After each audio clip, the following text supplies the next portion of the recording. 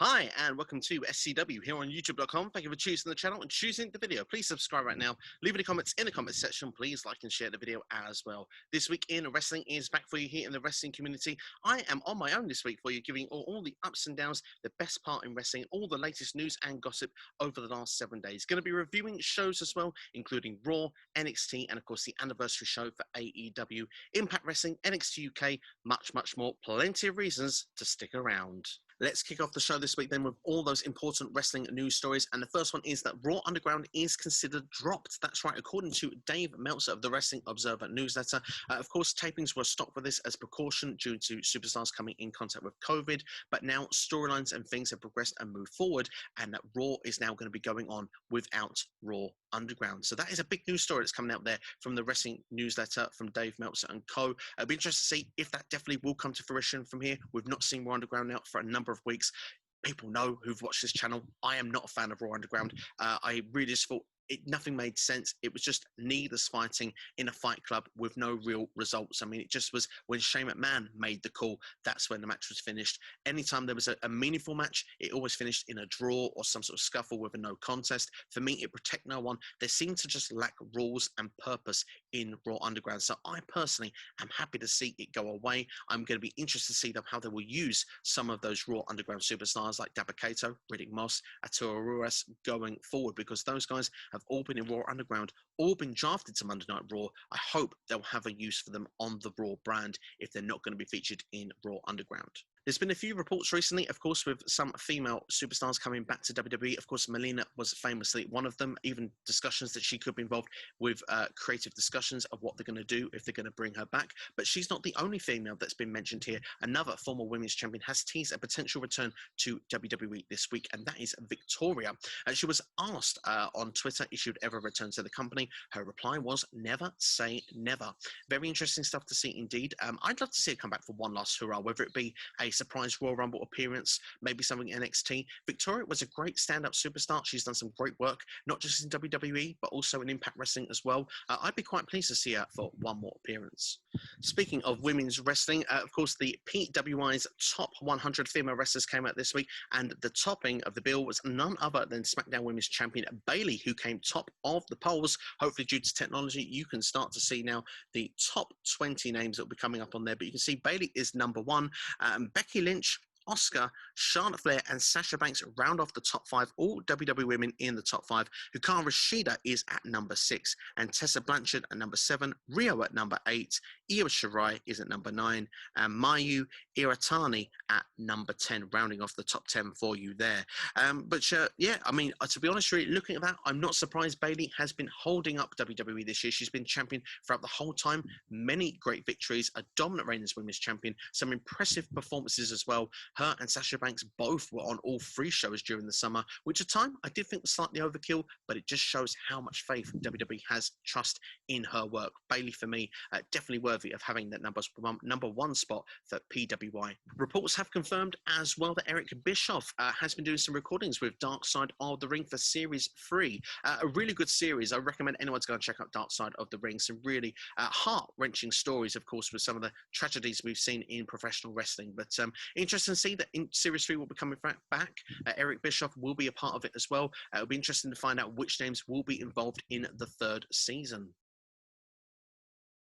AEW Dynamite this week, so much fun as always. It was Championship Wednesday. All the championships were on the line during the show, and everyone retained. I think that's probably the first bit of news you need to say from this. Jon Moxley was able to retain against Lance Archer. It was almost like he did a quick counter roll-up, really, after he was put in the Black Hole Slam. And he did use his Paradigm Shift a few times in the match. A nice little spot was the table spot that they did on the outside, where it was done from the apron. Very kind of almost reminiscent to the Wrestle Kingdom match that they had earlier this year. These two have great chemistry. I think Moxley was the right result to win. Of course, the build slightly lacked due to the fact with the unfortunate circumstances of Lance Archer coming into contact with COVID-19, but it's great to see him back. Great to see him healthy. Hopefully he'll get another opportunity somewhere down the line, because Archer is money and needs to be a champion in AEW. He needs a strong, big push at some point, but it just looks like right now, it's just not his time. But someone's time it definitely is Eddie Kingston. Eddie Kingston has been absolute dynamite pun intended, since coming in. I mean, take it this way. 2 months ago, this guy actually was not even a part of the AEW roster. He came in on a TNT Championship Invitational, made such an impact with his promo and match, arguably one of the best open challenge matches Cody had, got himself signed. He's now got his own faction, his own stable, you could say, with Pentagon and Phoenix. And as well as that, he's now in the championship picture. Of course, he was the final 2 of the Casino Battle Royale that was taking place at the last pay-per-view. He's now had a championship match where he didn't tap out, he passed out, and now it looks like it's building to where it could be having him against Jon Moxley at Full Gear. Of course, putting on some sort of chokehold to Jon Moxley to close out the show. Perhaps we're leading to some form of I Quit match going into Full Gear, and I would be really excited for that, and I'm really pleased for Eddie Kingston, who's doing such amazing work. And I do think they're building this feud up really nicely. Eddie Kingston saying, look, you were like one of my brothers from 2009. You were supposed to take us to sports entertainment with you. You left us behind. It's such an easy storyline to do. It's been done so well, and I really am thoroughly enjoying it. We mentioned Cody a minute ago, of course, the TNT champion. He went to a time limit draw with Orange Cassidy, making Orange Cassidy look so strong. But of course, Cody keeping the championship in that amongst as well. We learned Darby Allin will be getting a championship match at Full Gear, but there will be a rematch between these two in 2 weeks' time. Of course, Orange Cassidy, if the match had been 1 second longer, he would have won the championship. I think it was a strong match between these two. I like the fact that nobody lost. I like the fact that we've got this match again in 2 weeks. We will need a decisive victor in 2 weeks. I expect Cody will retain the championship. I want to see that relationship with Cody and Darby Allin, because this goes quite perfectly into their storyline.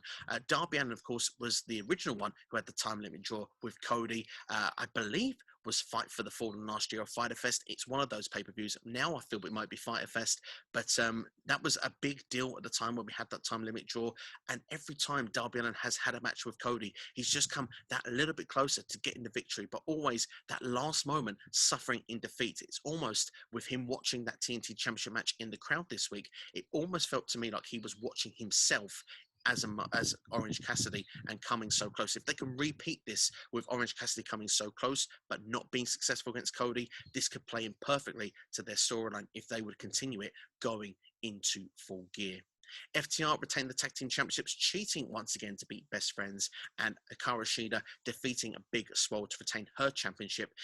This match was okay, but the Tag Team match was very good. The women's match, okay. I would have liked to have seen a bit more from this, a bit more excitement. It just feels like still the AEW women's division needs just something just to set it alight, and that key ingredient could be Dr. Britt Baker, because of course she is in action next week, and she arguably had the segment of the show with Tony Schiavone, conducting an interview about her comeback, how she's, like the baddest bitch, and almost as well being involved in that spa environment that they were both in the spa, and Tony Schiavone having his having his chest waxed almost like the 40-year-old virgin. It was amusing. It was partly disturbing. My eyes still haven't recovered, but I must admit I thought it was a really fun segment, and I must say kudos to AEW for putting that one together. What should be a fun segment next week as well will be Chris Jericho and MJF going for a steak dinner, the two of them, which of course, think of that as what you will, both buttering each other up once again this week. MJF saying possibly, maybe, definitely, who knows, wants to be a part of the Inner Circle. Jericho going to think about it. We may just get an answer this week coming up on Dynamite. These two, I don't know where it's going, but I love where it's going. I love watching it. It's my favorite part of Dynamite at the moment, my favorite storyline. I do hope it's Jericho against MJF somewhere further down the line, but it could also be the fact that the rest of the stable, they don't want MJF in the Inner Circle. Maybe MJF is looking to come in the Inner Circle to either where it's a ruse and he's taking over and kicks out Chris Jericho, and Jericho is really the one they don't want to be with, or he's going to look to destroy the Inner Circle from within. Either way, it's certainly going to be exciting to see. Will MJF become Chris Jericho's prodigy, or is Jericho being naive to how good and conniving really the MJF can be? It's exciting. I can't wait to see how it's going to play out on Dynamite next week.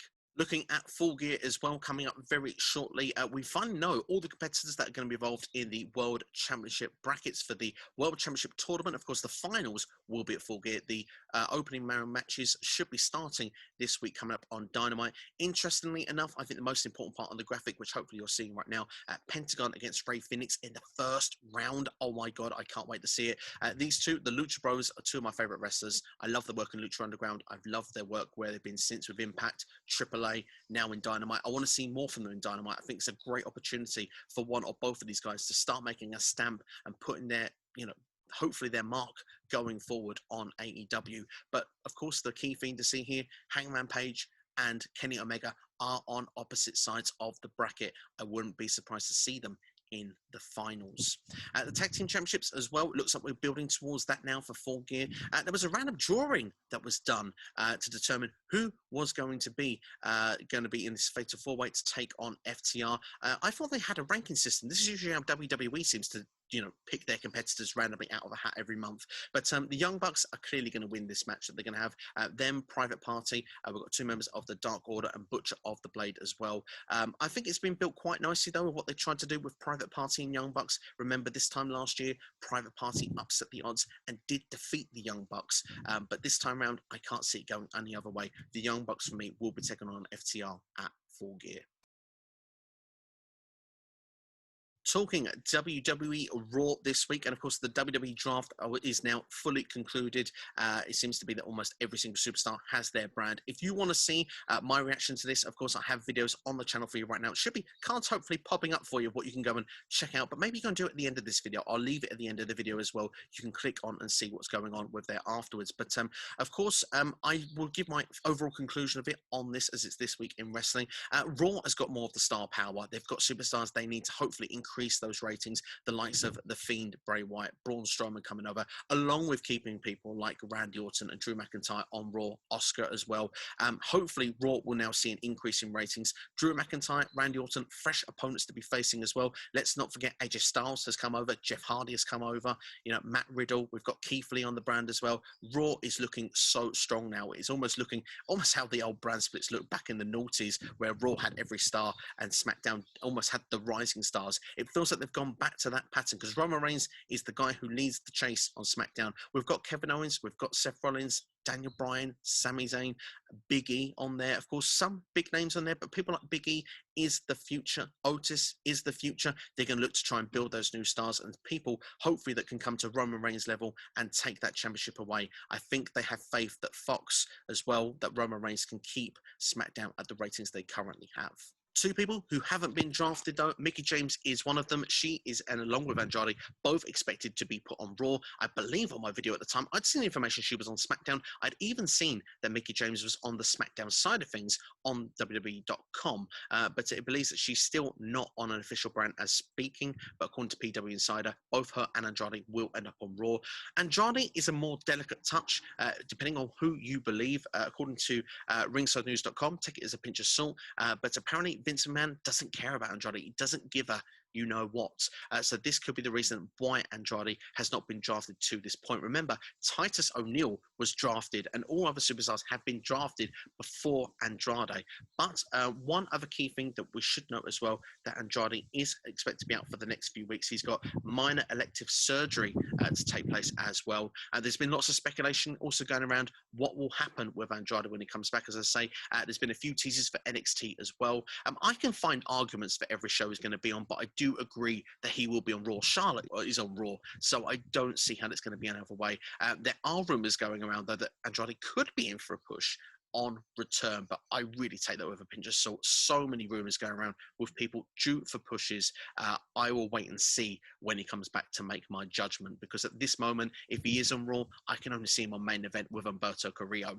I'd love to see him a part of NXT. I'd love to see him actually with the Legado del Fantasma stable, because Santos Escobar is almost like the leader, but you could have Andrade as who could be the main eventer, who could almost direct, but almost be that manager, cruiserweight champion, but also direct Andrade towards the championship picture. I think it would be exciting. Remember, Andrade, a former NXT champion, he had one of the best takeover main events as well in history with Johnny Gargano. I would be very happy to see him go back there. Of course, Zelina Vega was well cared about Andrade this week. They both got taken out by Bray Wyatt and Alexa Bliss on Raw at the end, which effectively wrote Zelina Vega to SmackDown, Andrade off TV for the minute. Was one of my favourite parts of Raw this week as well. I love the dynamic with Bray Wyatt and Alexa Bliss. But looking at it, I mean, Zelina Vega, she cares. So you wouldn't be surprised if Andrade was put on SmackDown and they were to be reunited. But my feeling with this as well, I mean, you look and say some people have been separated in the draft. WWE is staying in the Amway Center for at least a few more weeks. It's expected that, of course, if they travel, they're going to be traveling, doing everything together in locations or staying in the Amway. So it's okay at the moment to be on separate brands. But what happens when fans come back? That is my key question here. That's why I think for sure Andrade will be Raw. A lot of rumours were going around this week that Eva Marie was coming back to WWE. In fact, there were rumours are that she was backstage doing her medical for WWE this week. So expect Eva Marie to be back on WWE TV anytime now. Raw potentially could be the case. Many were speculating she could have been part of the #1 Contenders Battle Royale that took place to close the show this week. Lana successfully was victorious. She was surprisingly the winner here. She'll be taking on Asuka at Raw next week. I say taking on, she'll be losing to Asuka next week on Raw. One great match as well, if you want to see this week, has to be the triple threat match. It was announced as a triple threat tag match by Jeff Hardy, but we'll let that slide. Jeff Hardy, of course, taking on AJ Styles and Seth Rollins. An incredible match there. But of course, Jeff Hardy was taken out by Elias at the end of this match, hit with the guitar. So that was a nice little twist, bringing Elias back in. They have their storyline to continue going forward. And what I will say is, it was proven Jeff Hardy wasn't the guy involved with this, but WWE are trying to have continuity with the storyline. So I'm happy to go with it, and I'll accept it for this storyline. I'm going to enjoy it for what it is for the meantime. Most important thing, Elias is back. He's on the brand he should be, which is Raw. More time for him to do his concerts. He has a concert coming out this week on Raw, and he's a heel again. He does his best work there, so I'm very pleased to see Elias back on Raw. One other note from Raw this week, and that is, of course, Retribution. Now, Ali was supposed to make the explanation for Retribution of what his actions were. Hurt Business weren't bothered that they weren't there either. This segment, of course, with Ali was scrapped at the last minute. Ali did his best to cover it up, bless him, on Twitter, more or less saying that when things are promised and they're not given, almost as if like it was a heel move from him. I didn't really see it from that. This really shows what Retribution are, I'm afraid. It shows they are going to be seen nothing more than a mid-card stable, something that is dispendable, something that is not that important. Unfortunately, I don't see this having a happy ending for the stable. Anyone that has high hopes for Retribution at this point, try and lower your expectations, because there's going to be nothing but disappointment, I'm afraid, when it comes to Retribution.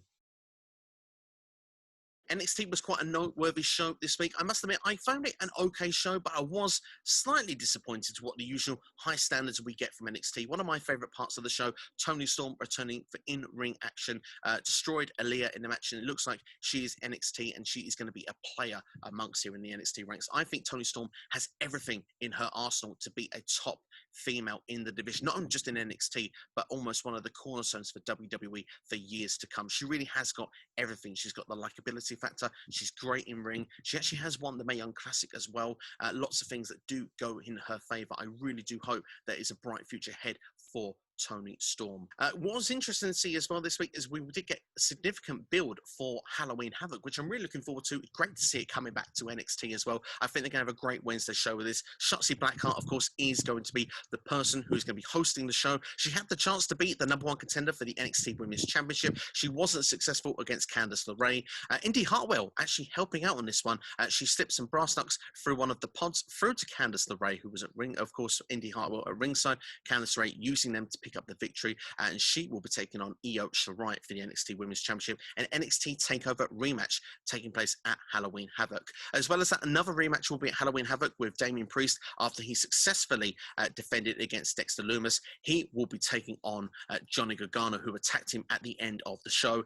Interesting enough, though, they're going to spin the wheel, make the deal. A Halloween Havoc, early 90s retro WCW reference. Lots of stipulation matches on the wheel. They're going to spin the wheel, and what it lands on is what they will do. Certainly hopes to be a lot of fun. I'm hoping that I did see the Boiler Room Brawl as a potential one of these. I really hope that's done, because it's one of the gimmick matches that I think could really work in the pandemic era, taking things away from that empty sort of ringside. Although now we have the CWC amongst NXT, it is not so bad. We've got those Zoom screens around. We're not missing the audience factor so much as what we did with, say, other shows previously. But I still think a Boiler Room Brawl could be a lot of fun if that is done, especially, I think, for Gargano and Priest. I think that would be a lot of fun. Elsewhere as well, Rhea Ripley, Raquel Gonzalez has been announced for the show also. I think that's going to be a great match. It's got a good build for a number of months, these two. I'm looking forward to seeing how this match will play out. I expect Rhea Ripley to pick up the victory, but very much looking forward to that one. And I do expect as well well. Dexter Lumis, of course, who did lose this week, he lost his North American Championship opportunity due to Cameron Grimes. I expect these two will probably go against each other as well. So looking forward to seeing how that one will play out, hopefully over the next week of NXT TV. But of course, Halloween Havoc is in 2 weeks, and next week we have a tag team championship match in NXT. The Undisputed Era defeating Oney Lorcan and Danny Burch. So Roderick Strong and Bobby Fish will be representing the UE, going for those NXT tag team championships against the champions Breeze and Go. The match was decent, but I think that the right people came out as victors here. It's of course the heel part, if you believe the rumor mill, of the Undisputed Era. Kyle O'Reilly did explain before the match he'll be cleared to return to action next week. I'm guessing that'll be as a babyface in some sort of singles match somewhere along the card. But I'm looking forward to seeing how this will play out. Speaking of the tag team division as well, you've got to love Drake Maverick, of course, and Killian Dane. That stuff is so much fun to watch with these two. Killian Dane actually making the save this week when Drake Maverick was going to get a beating from Everrise. Killian Dane taking him out and saying, if anyone is going to attack you, Drake, it's going to be me. It looks like, after everything, that these two might be, just might be, starting to gel. One other note from NXT as well, and of course that is the NXT champion Finn Balor. There was a reference made on the show, but an update that's been given since. Finn Balor, of course, has had surgery on his broken jaw. He is due to be out for a number of weeks. It has been said on NXT. They're going to give it a few weeks to see the situation with Finn Balor and hoping they don't have to strip him of the championship. This has been, said in the rumor mill as well, that they do hope desperately that they don't have to do this for 2 champions in a row of stripping them of the championship due to injury, but it will be something that will happen if Finn Balor does not make a quick enough recovery. So we're going to have to see over the next few weeks what's going to happen. Maybe after Halloween Havoc, we'll have a clearer update of what is going on with this situation.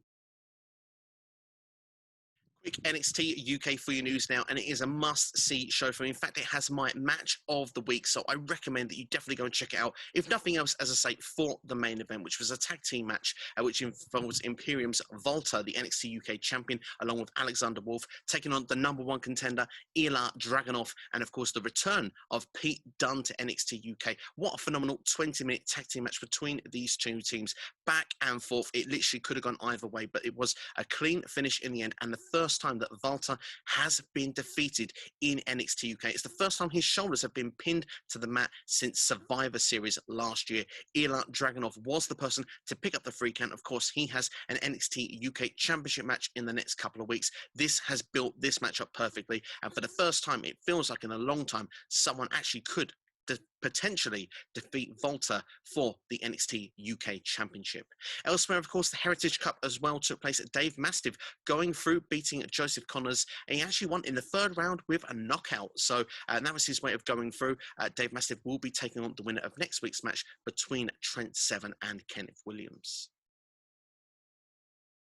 Impact Wrestling this week is getting much closer to Bound for Glory. In fact, we are just, I believe, 8 days away at time of recording. Of course, my predictions will be coming up for Bound for Glory, so make sure to keep an eye out on the channel next week for when they drop. I'm looking to drop them around Wednesday. That is when I'm looking to do that for Impact Wrestling fans. Bound for Glory, those predictions will be on the channel Wednesday next week. But of course, this week we saw the ferocious side of Kylie Ray. I must admit, now this was fantastic. In the end, it was played out very well. But Kylie, her friend Susie got taken out by Deonna Purrazzo and Kimberly. She was in a one-on-one match with Kimberly. She came to the ring and she looked quite smiley Kylie at the start of the match. I would have liked to have seen that intensity from the second she come from the curtain, but the message was still delivered and delivered very well. Of course, she went from smiley Kylie to ferocious Kylie by the end of the match, refusing to let go of the submission hold once she'd picked up the victory over Kimberly. It does build this match up very nicely against Deonna Purrazzo at the pay-per-view Bound for Glory, of course, coming up now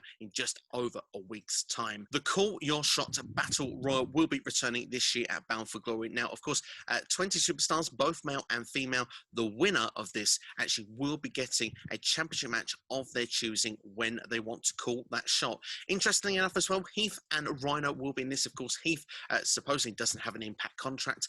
He will be looking to try and win the contract of his dreams if he wins this Battle Royal. The key, though, he could win it. If Rhino wins it, he gets his wish as well. If neither of them win, not only is Heath no longer with Impact, but neither is Rhino. A very keen little twist to the storyline here. I think this is a great dynamic for these two. If one of them can win it to go for the tag team championships, I think would be a great twist for this going forward. It could also lead if Rhino did the dirty and got the contract for Heath. If the heel turn happened down the line on Rhino to get a serious Heath, that would get pure emotion as well. So lots of interesting twists and developments. And two of these guys, of 5, could potentially beat the all-important number 20. These two will be competing next week against Jake, of course, cousin Jake of the Deaners.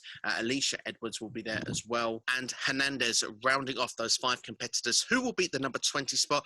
I would like to see it one of Rhino or Heath, but at the same time, it could be interesting if it was someone else. But we'll have to wait and see as we come around to Impact next week. Speaking of Impact next week, we've got a major match with the Good Brothers against the North as well. This, I'm surprised, is not being saved for a major pay-per-view. This is a dream match of sorts if you want the tag team division. It'll be interesting to see if we get a clean finish on Impact next week. And of course, this will be the final stop before Bound for Glory. These two teams looking to become the Impact World Tag Team Champions after Bound for Glory. Of course, they'll be in the match with Ace Austin and Fulton, as well as the champions, the Motor City Machine Guns. Last but certainly not least from the Impact this week, I'm going to be the most important segment. Rich Swann returning what feels for the second or even third time from attacks from Eric Young. Of course, he's been having a very disastrous 2020. I love the retirement angle they did. They brought him back, but then they got him injured again. He has made the return within a week after being brutally attacked on his right leg once again. I thought it was good in a way because it made the save of Eric Young destroying Scott D'Amore, and Scott D'Amore was selling it very, very well. The only thing is, I do feel it's overkill. I would have preferred to see Rich Swann be cleared for the pay-per-view, but of more or less his own choice rather than doctors giving clearance. I would like to have seen this really play to the injury angle of what we've seen on the build here, because Rich Swann, it feels like now with each attack, it's making everything look less creditable what Eric Young is doing. The fact that he can recover, not only just recover, he's recovering more quickly each and every time he's attacked. So for me, it's a slight minor point here with this one, but at the same time, hopefully now it's a clear path from here to Bound for Glory for these two, and it should be a solid main event, what has been a great build overall. But that's everything this week anyway for This Week in Wrestling. Hope you enjoyed the show. Make sure to like, share, and subscribe. Of course, if you're listening on podcast form as well, thank you very much. I'll see you once again this time next week here for This Week in Wrestling. Have yourselves a great week. All the best.